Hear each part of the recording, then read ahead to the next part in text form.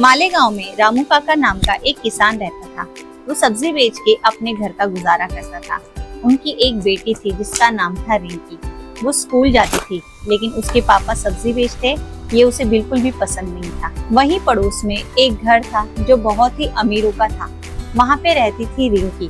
वो अपने पापा और मम्मी के साथ रहती थी। सुबह सुबह रिंकी स्कूल जाने के लिए तैयार हो जाती है।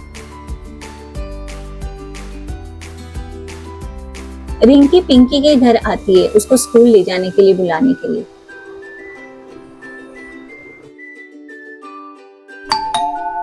अरे ये फिर से आ गई। कौन है ये? ये हमारे सब्जी वाले भैया की बेटी है।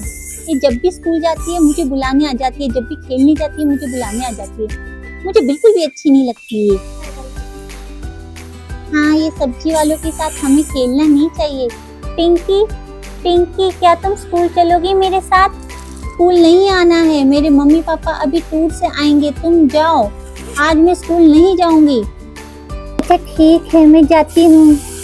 अरे पिंकी रुको ना, इसके मजे लेते हैं नीचे जाके, बहुत मजा आएगा। हाँ तुम ठीक कह रही हो, चलो इसको चिढ़ाते हैं। क्या तुम आज स्कूल नहीं आ रही हो पिंकी? नहीं, आज मेरे मम्मी पापा टूर से वापस आ रहे हैं, तो मैं उनका वेलकम करने रुकूंगी। वैसे तुम्हारे पापा सब्जी भी तो बेचते हैं, बहुत ही बढ़िया, हमने खाई है हरी हरी। हाँ हाँ, मैंने भी देखा है तुम्हारे पापा को। वैसे स्कूल बैग में सब्जी लेके जा रही हो या किताबें? तुम लोग मुझे ऐसे मत चिढ़ाओ, मुझे अच्छा नहीं लगता। हाँ तो तुम भी जब रोज रोज मुंह उठा के मेरे घर पे आ जाती हो ना मुझे बुलाने, मुझे भी अच्छा नहीं लगता। जाओ और जाके अपने पापा के साथ सब्जी बेचो, स्कूल आने की भी जरूरत नहीं है तुम जैसे लोगों को। हाँ हाँ, सब्जी वाली लड़की, सब्जी वाली लड़की।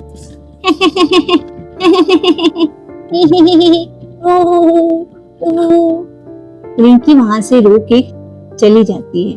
वो स्कूल जाने के लिए निकल जाती है। रिंकी उदास होकर स्कूल जा रही होती है।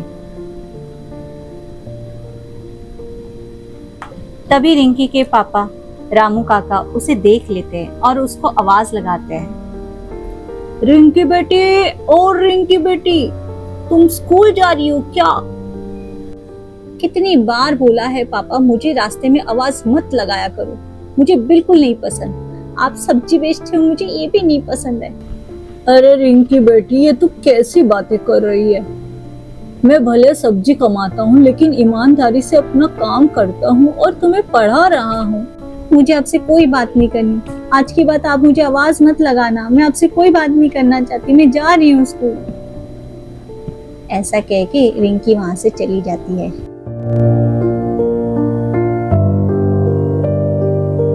और रामू काका बहुत ही उदास हो जाते हैं।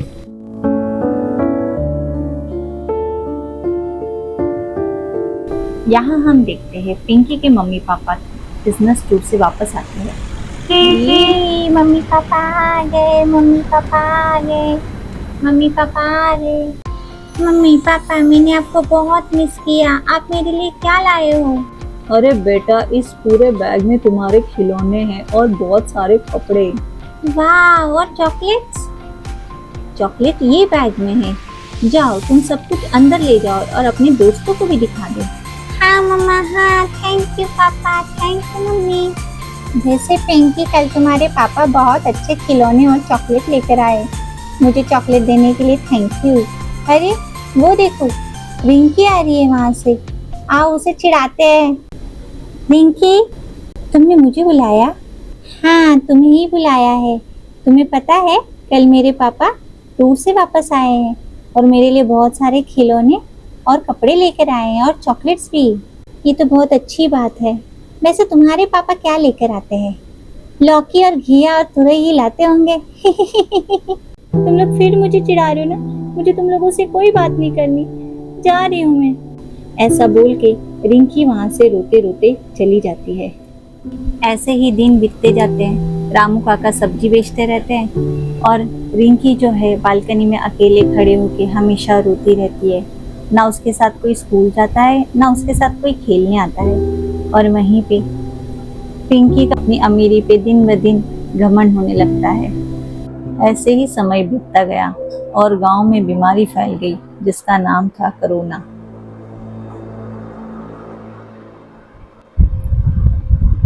मम्मा मुझे नीचे खेलने जाना है। नहीं बेटा, तुम नहीं जा सकती। तुमने न्यूज़ में देखा ना क्या कहा, किसी को भी घर से बाहर जाना अलाउड नहीं है। हाँ बेटा, ये बहुत ही गंदी बीमारी फैली हुई है। हाँ, जब तक ये कोविड खत्म नहीं हो जाता तुम्हें घर पे ही रहना होगा, कहीं नहीं जाना। मम्मा मैं तो बहुत बोर हो जाऊंगी, मैं अपनी किसी दोस्त को भी बुला नहीं सकती, मैं क्या करूं। बेटा, फ्रेंड्स के साथ तो तुम बाद में खेल लोगी, लेकिन मैं तो ये सोच रही हूँ घर का सामान कैसे आएगा। ना घर में कोई सब्जी है, ना फ्रूट्स, ना ही दूध और बिस्किट्स। हाँ, तुम सही कह रही हो। मैं एक काम करता हूँ, मैं जाकर लेकर आता हूँ। नहीं नहीं, आप मत जाओ, मुझे बहुत डर लग रहा है बाहर जाने के लिए। हाँ पापा आप मत जाओ, मुझे भी डर लग रहा है। आप बाहर जाओगे तो आपको कोई बीमारी ना लग जाए। हाँ बेटा, लेकिन क्या करे, सब्जी लेने तो जाना ही पड़ेगा ना। मैं सब्जी मंडी चला जाता हूँ। ये आप कैसी बातें कर रहे हैं? नहीं नहीं, आप सब्जी मंडी मत जाइए, आपकी इतनी पहचान है, आप फोन करके सब्जी घर पे मंगा लीजिए। हाँ हाँ, तुम सही कह रही हो, मैं भी फोन करता हूँ। हेलो, हाँ भैया, मैं राम कुमार बोल रहा हूँ। क्या तुम मेरे घर पे सब्जी दे सकते हो? सब्जी आपके घर पे, वो भी इस कोरोना काल में? अरे नहीं नहीं भैया, हम घर से बाहर निकलेंगे तो हमको बीमारी लग जाएगा, माफ कीजिएगा, हम नहीं दे सकते। हेलो लक्ष्मण बाबू, अरे क्या तुम मेरे घर पे सब्जी और खाने पीने का सामान दे सकते हो? अरे नहीं भैया, कोरोना काल में कहाँ सब्जी घर मंगा रहे हो, आप ही मंडी से ले आइए। नहीं नहीं, हम बाहर निकलेंगे तो बीमारी लग जाएगा। ये क्या हुआ, सब सब्जी और सामान देने को मना कर रहे, अब हम खाने पीने का सामान कहाँ से लाएंगे? हाँ पापा मुझे तो बहुत भूख भी लग रही है, हम क्या करेंगे अब।